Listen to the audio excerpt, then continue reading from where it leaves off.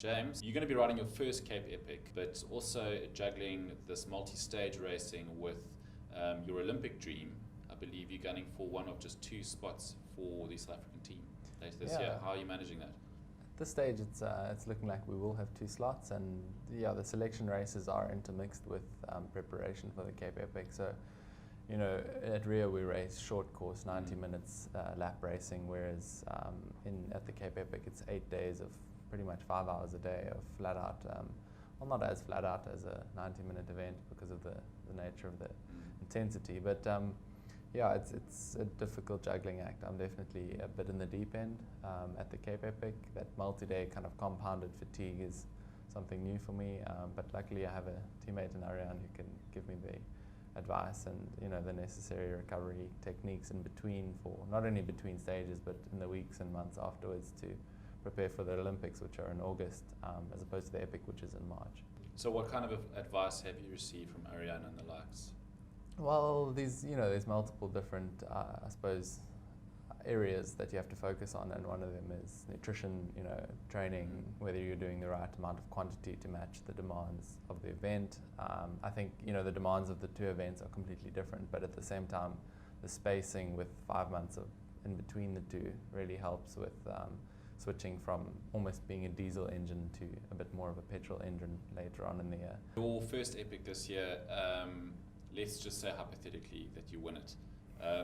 Would the weighting of winning an Epic be greater or less than winning Olympic gold, and why? Wow, big questions.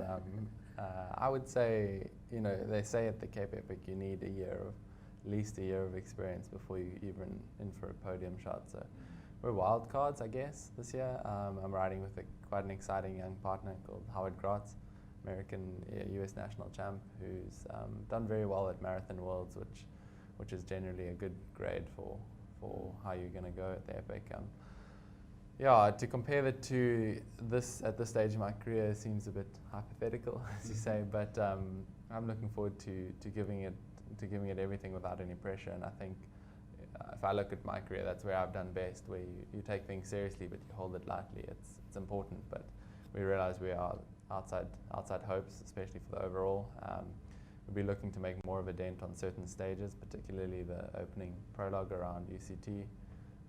That's generally quite exciting with live TV and interest at an all-time high in the event. So I'd say keep your eyes peeled, and you never know what we're going to do. I mean, we're not even sure at this stage.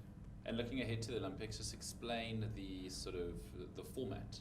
Obviously, like we said earlier, very different races. This sort of multi-stage racing to cross-country short course, which is your specialty. So the Olympics is generally a 90. It's based on cross-country, which is very different from marathon. Cross-country is generally on a 4 to 6 kilometer track, which is quite technical and very spectator-friendly.